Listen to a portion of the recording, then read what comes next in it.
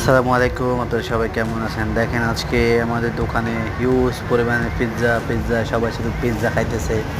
দেখেন আর আমরা কিভাবে পিৎজাগুলো বানাইতেছি সেটাও আপনাদের সামনে দেখাইতেছি।